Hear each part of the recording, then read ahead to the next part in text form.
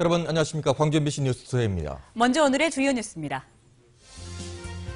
광주와 전남 지역에서도 SK텔레콤 통신 장애가 발생했습니다. 통신사 측이 복구가 완료됐다고 했지만 여전히 불편을 호소하는 고객들이 잇따랐습니다. 4.19와 5.18을 없애려 했다는 논란을 산 안철수 위원장이 어제 5.18 묘지를 찾아 오해와 착오에서 빚어진 일이라고 사과했습니다. 유엔이 정한 세계 물의 날을 맞아 오늘 나주 영산대교 주변에서 기념 행사가 열립니다. 광양항을 해양경제특별구역으로 지정하기 위해 국회에서 법안이 발의됐고 마스터 플랜을 구축하는 용역도 발주됩니다. 어제 저녁 SK텔레콤의 통신장애로 광주와 전남 지역에서도 이용자들이 큰 불편을 겪었습니다. 회사 측이 30분 만에 복구했다고 했지만 밤늦게까지 전화기가 안 돼서 낭패를 본 사람들이 많았습니다. 송정근 기자입니다. SK텔레콤의 통신장애가 발생한 어제 저녁 6시. 광주 전남 이용자들도 큰 혼란에 빠졌습니다. 거는 전화, 받는 전화가 모두 불통이 되면서 서로 안부를 확인하기 위해 공중전화와 집전화를 찾는 등 부산을 떨어야 했습니다. 이제 주위 사람도 전화 못하고 다른 가게도 전화를 해야 되는데 못하고 이제 그런 사람 많죠. 이제. 특히 사업하는 이들의 불편이 컸습니다. 수출 납품을 위해 통화를 해야 했던 김남규 씨는 거래처와 연락이 닿지 않아 낭패를 봤습니다. 필리핀으로 업소용 주방용품을 납품을 해야 되는데 그것이 우리 거래처에 연락이 안 되니까 방법이 없고.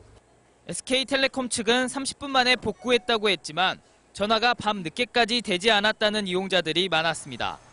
특히 신용카드를 잃어버려 급히 분실 신고를 해야 했던 시민은 4시간이 넘는 불통에 발을 동동 굴렸습니다. 카드 분실해서 분실 신고하려고 했는데 갑자기 안 되더라고요. 그래서 지금까지 한 3시간, 4시간 동안 못 하다가. 이번 사고의 원인은 전화를 거는 상대의 위치를 찾아주는 장비가 고장났기 때문인데 전화를 걸어도 없는 번호라고 나오거나 그냥 전화가 끊기거나 일부에서는 데이터 송수신도 안 돼 인터넷 서비스도 먹통이었습니다. 광주 전남 지역의 SK텔레콤 가입자 수가 얼마나 되는지는 파악되지 않고 있고 피해 규모도 알려지지 않고 있습니다. 이용자들의 불만이 빗발치는 가운데 SK텔레콤 측을 상대로 한 피해 보상 요구가 잇따를 것으로 전망됩니다. MBC 뉴스 송정근입니다. 지석강에서 천연기념물 호사비 오리와 멸종위기종 조개류가 발견됐습니다. 반가운 소식이긴 한데 발견된 곳 근처 곳곳에서 공사가 진행되고 있어서 보호 대책이 시급합니다. 김인정 기자입니다. 세계에서 천여 마리만 생존해 있는 국제 멸종 위기종이자 천연기념물 448호 호사비 오리입니다.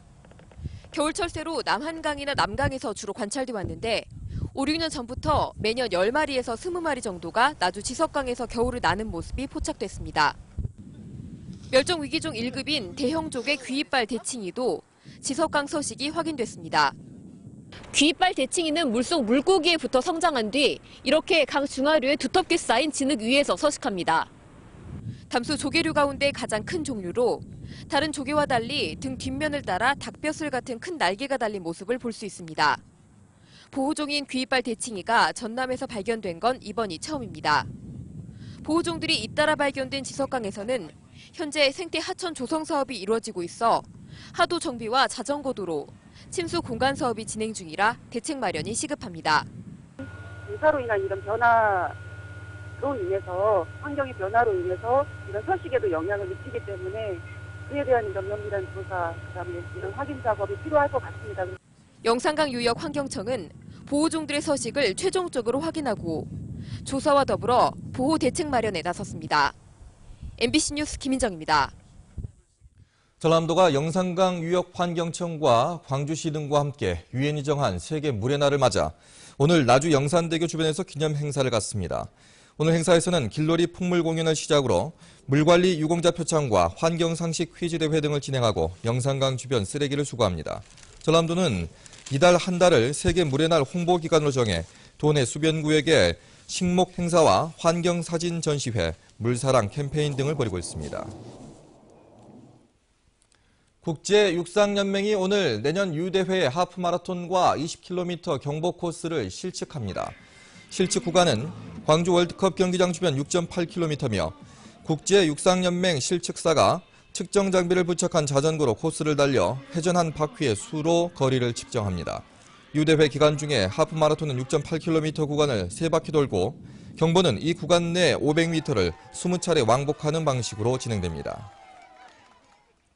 새정치연합이 민주당과의 정강정책 협의 과정에서 5.18을 빼려 했다는 논란에 대해 안철수 위원장은 사실이 아니라고 해명했습니다. 안 위원장은 광주에서 열린 신당 창당대회에서 5.18 정신을 계승 발전시키겠다고 호소했습니다. 보도에 이계상 기자입니다. 5.18의 희생을 기억하겠습니다. 민주주의를 지켜나가겠습니다. 안철수 새정치민주연합 공동위원장은 국립 5.18 묘지를 참배하기 전에 방명록에 이 같은 문구를 직접 적었습니다. 피켓을 들고 항의 시위 중인 진보연대 회원들에게는 일부러 다가가서 사실과 다른 내용이 알려졌다며 오해를 풀고 싶다는 뜻도 전달했습니다. 저와 동시대에 치열하게 살다가 이곳에 묻히신 분들, 지금 현재 한국 사회에 당부하시는 말씀들에 귀를 기울이면서 더 한층 책임감을 느낍니다. 안 위원장의 이 같은 행보는 새정치민주연합 정강정책협의 과정에서 불거진 역사인식 논란을 잠재우고 광주의 민심을 달래기 위한 것으로 풀이됩니다. 야권의 텃밭에서 열린 새정치민주연합 광주시당 창당대회에서도 안 위원장은 4.19와 5.18 정신을 새정치로 승화시키겠다는 뜻을 분명히 했습니다. 창당대회에 참석한 김한길 공동위원장은 새정치에 대한 광주 시민의 열망을 정권 교체로 보답하겠다고 강조했습니다. 지방선거의 승리를 시작으로 마침내 2017년 정권 교체를 향해서 다 같이 전진하십시다, 여러분. 새정치민주연합은 광주와 대전시당 창당을 시작으로 지역별 창당대회를 연 뒤 오는 26일 중앙당 창당대회를 개최해서 본격적인 새 확산에 나설 예정입니다. MBC 뉴스 이계상입니다. 광주시 선거관리위원회는 6.4 지방선거를 앞두고 공명선거와 원활한 투표 진행을 위해 8개 공공기관이 협력사업을 추진한다고 밝혔습니다. 협력사업에 따라 광주시와 시교육청은 투표소 설치와 투표 안내, 119 차량 지원 등을 담당하고 검찰과 경찰은 선거범죄 공동대응센터를 운영하기로 했습니다. 또 우정청과 한전, KT 등도 차질 없는 선거 준비와 진행을 위해 공조하기로 했습니다. 광주시 의회가 광주시 공무원 구속 사태와 관련해 유감 표명과 함께 공직자들의 선거 중립을 촉구했습니다. 광주시 의회는 긴급 의장단, 상임위원장단 연석회의를 열어 강훈태 시장의 예비후보 등록이 예상되는 상황에서 직무대행체제를 제대로 준비하고 지방선거 과정에서 공직기강이 해이되지 않도록 주의해달라고 광주시에 요구했습니다. 광주은행의 지난해 당기 순이익이 급감한 것으로 나타났습니다. 어제 열린 주주총회에서 원안 의결된 지난해 재무제표에 따르면 광주은행의 총자산은 21조 2천억 원으로 전년보다 1조 원 증가했습니다. 하지만 당기순이익은 610억 원으로 전년 1,300억 원의 절반에도 미치지 못하는 큰 폭의 감소를 보였습니다. 이 같은 당기순이익 급감은 정책적인 저금리 기조로 인해 이자 이익이 크게 준 데다 건전성 강화를 위한 대손 충당금이 증가한 것이 원인으로 보입니다. 내년에 개관하는 아시아 문화전당이 복합 문화 거점 공간으로서 재기능을 하려면 어찌됐든 옛 도심이 살아나야 합니다. 이를 위해서 불 꺼진 옛 도심의 생명력을 불어넣는 도심 재생 프로젝트가 추진되고 있습니다. 정용욱 기자입니다. 아시아 문화전당에서 멀지 않은 한 건물입니다. 낡은 건물 외벽은 물론 내부에도 각종 폐기물이나 쓰레기가 버려진 채 도심 충물로 방치돼 있습니다. 아유, 지뢰가지고 오면 요거 쓰고서 허술하면요, 요것이, 여기가 폭발 아닙니까? 그런데 시민들 지금 안 좋게 보죠. 도심 공동화로 인해 전당 주변 300m 안에 이처럼 방치된 공간화 폐가는 모두 116채. 이를 리모델링해 예술가들의 창작 공간이나 숙박시설로 재활용하는 도심 재생 프로젝트가 추진됩니다. 볼거리를 다양화해서 전당 활성화를 돕자는 건데 문화 교류 도시인 중국 취안저우나 일본 요코하마의 도시 재생 사업을 참고해 내년까지는 12곳이, 나머지는 2023년까지 단계적으로 문화예술촌으로 거듭납니다. 그 일을 통해서 부가가치를 수익할 수 있고, 그래서 문화로 밥을 먹는, 문화로 소득을 누리는. 참여 작가들의 반응은 긍정적입니다. 공간화 폐가가 전당 밖의 문화 거점 역할을 하면서 전당과 함께 창작의 상승 효과를 낼 수 있고, 버려진 공간에 작가 정신을 구현해 구도심 활성화에도 기여할 수 있어서입니다. 버려진 것 같지만 사용하고 있는 공간에 예술적인 혼이나 어떤 그런 것들을 집어넣어서 이 공간을 다시 살아있는 공간으로 만들어야겠다. 그럼 동구를 되살리겠다는 야심찬 프로젝트는 하지만 일부 건물 소유주들이 공가나 폐가 매입에 공시지가보다 두세 배가량 많은 돈을 요구하면서 사업 추진에 발목을 잡고 있습니다. MBC 뉴스 정용욱입니다. 광주시가 대표적인 달동네인 양동의 발산마을을 예술인 창작공간으로 조성하기로 했습니다. 광주시는 양동 발산마을에서 예술마을 조성사업 선포시를 갖고 오는 2018년까지 85억 원을 투입해 발산마을을 예술인촌으로 만들겠다고 밝혔습니다. 이를 위해 빈집과 폐가 21채를 연차적으로 매입해 창작공간이나 게스트하우스 등으로 활용하고 예술인들이 참여하는 마을기업을 통해 일자리를 만들기로 했습니다. 광주시가 광산 나들목 주변의 첨단지구 교통광장에 생태숲을 조성하기로 했습니다. 광주시는 오는 7월까지 사업비 30억 원을 투입해 첨단지구 교통광장에 생태숲과 습지, 산책로를 조성하고 광장 주변에는 편백나무 등 조경수를 심어 차량 소음과 분진을 차단하기로 했습니다. 또 앞으로도 방치되어 있는 교통광장을 생태숲으로 조성해 녹색 공간으로 만들어가기로 했습니다. 광양항을 해양경제특별구역으로 지정하기 위한 움직임이 빨라지고 있습니다. 국회에서는 이미 법안이 발의됐고 광양항 특구의 마스터 플랜을 구축하는 용역도 곧 발주됩니다. 보도에 박광수 기자입니다. 광양항에 접한 자치단체와 주요 해양 관련 관계자들이 한자리에 모였습니다. 주요 안건은 광양항 해양경제 특구 지정, 특구 운영과 관련한 법안에서 복합물류사업 인프라 등 항만시설에 대한 지원 규정을 명시하기로 뜻을 모은 데 이어 광양항 특구의 청사진을 담을 기본계획 용역을 다음 달 발주하기로 했습니다. 2억 원의 용역비는 여수시와 광양시, 해양청과 항만공사가 함께 마련해 놓은 상태입니다. 광양만의 어떤 특징을 어떻게 담아낼 것인가가 가장 큰 문제고, 그래서 핵심 산업을 무엇으로 할 건가, 거기에 대해서 저희들이 가장 큰 고민을 해야 할 거라고 생각합니다. 해양경제 특구, 한마디로 미래 먹거리의 보고인 해양산업을 집중 육성하기 위해 국가가 전폭적으로 지원하는 핵심 전략지역을 말합니다. 정부의 국정과제이자 대선 공약으로 지난 7일 새누리당 서용교 의원이 법안을 발의해 빠르면 상반기 내 국회 통과가 가능한 상황. 현재 부산과 인천, 울산과 함께 광양항이 지정될 가능성이 높습니다. 세제 혜택 또는 인센티브 지원을 통해서 광양 항만 시설에 글로벌 외국 기업을 유치할 수 있는 그런 좋은 기회가 될 것으로 보여집니다. 최근 중국과 일본이 산둥반도와 나가사키 등에 전략적으로 집중 육성하면서 국제적으로도 그 실효성을 인정받은 바 있는 해양경제특별구역. 광양항의 제도약에도 의미 있는 촉매제가 될 수 있을지 주목됩니다. MBC 뉴스 박광수입니다. 광주 동부경찰서는 훔친 의사와 간호사들의 신분증과 신용카드로 대출을 받는 등 부정 사용한 혐의로 46살 이 모 씨에 대해 구속영장을 신청했습니다.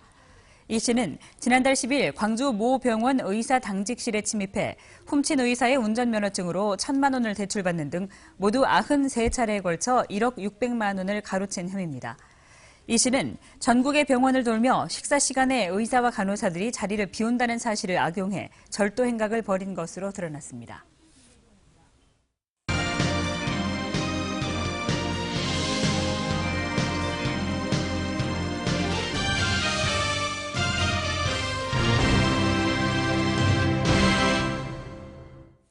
목포항의 주요 취급 품목인 선박블록 화물량이 올 들어 크게 증가하고 있습니다. 수출 차량 화물도 지속적으로 늘어나면서 전체 물동량도 대폭 늘었습니다. 김인 기자가 보도합니다. 목포항의 선박, 블럭 등 철제화물이 눈에 띄게 증가하고 있습니다. 지난해 목포항의 철제화물 취급량은 400여만 톤으로 지난 2011년보다 무려 30% 이상 줄어드는 등 내리막길을 걸었습니다. 하지만 올 들어 지난 2월까지 철제화물은 지난해 같은 기간보다 48%가량 늘어난 96만 톤에 이르는 등 폭발적인 증가세를 보이고 있습니다. 수출 차량 증가세도 지속되고 있습니다. 지난해 목포시랑 차량 수출량은 지난 2011년보다 무려 31%가 증가했고 올해도 지난해 같은 기간보다 22.5% 늘었습니다. 기아차는 지난해보다 18,000여 대가 늘어난 6만 3천여 대가 목포항에서 선적됐습니다. 목포항의 올해 전체 물동량도 지난해 같은 기간보다 12% 증가한 340만 톤에 이르고 있습니다. 하지만 이 같은 증가세가 본격적인 목포항의 물동량 회복을 알리는 신호탄으로 보기에는 아직 이르다는 게 대체적인 시각입니다.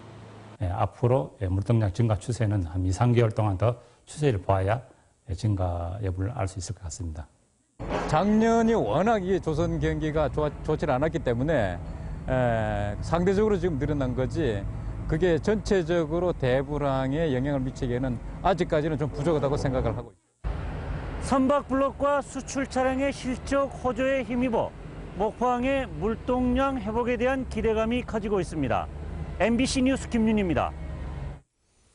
송기숙 전남대 명예교수가 교육지표 사건의 무죄 판결로 받은 형사보상금 전액을 장학금으로 기부했습니다. 전남대에 따르면 송기숙 명예교수는 지난해 무죄 판결을 받은 교육지표 사건과 관련해 불법 구금된 기관에 대한 형사보상금 중 변호사 수임료를 제외한 6,900여만 원 전액을 대학발전기금으로 내놨습니다. 송 명예교수는 1978년 발생한 전남대 교육지표 사건에 연루돼 379일 동안 불법 구금되는 고초를 겪었는데 35년 만인 지난해 광주지방법원으로부터 무죄 판결을 받아 명예를 회복했습니다. 제2회 광주 상공의 날을 맞아 지역경제 성장을 견인해온 상공인들에 대한 시상식이 열렸습니다. 어제 광주 신양파크 호텔에서 열린 광주 상공의 날 행사에서는 김진우 주식회사 나전 대표이사 등 3명에게 경영우수상이, 최상준 남화토건 대표이사에게는 지역공헌상이 수여됐습니다. 또 10명의 모범 근로자에 대한 시상과 함께 다양한 행사도 열렸습니다.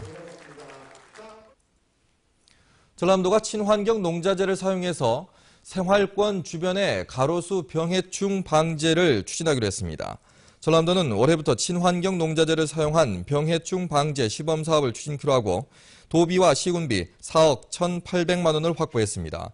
도는 주택과 상가 주변 친환경 농업단지를 중심으로 586헥타르를 친환경으로 방제할 방침입니다. 기아 타이거즈가 광주 기아 챔피언스필드 개막 경기의 입장권 예매를 오는 24일부터 시작하기로 했습니다. 기아 타이거즈는 다음 달 1일 챔피언스필드에서 처음으로 열리는 NC 다이노스와의 경기 입장권 판매를 오는 24일 오후 2시에 시작한다고 밝혔습니다. 입장권 예매는 티켓링크와 티몬 사이트, 구단 홈페이지를 통해 진행되고 시즌 중 홈 경기 예매는 해당 경기 일주일 전 오전 11시부터 가능합니다. 기아는 자전거나 대중교통을 이용해 야구장을 찾는 관람객들에게 1,000원을 할인해줄 계획입니다. 광주지방기상청은 세계 기상의 날을 기념해 문화전당역에서 기상기후 사진전을 엽니다.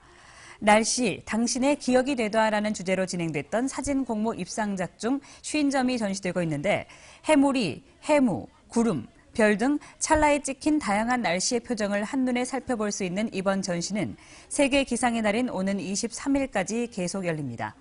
4월부터 10월까지는 여수, 순천, 군산 등 11개 지역에서 순회 사진전으로 진행될 예정입니다.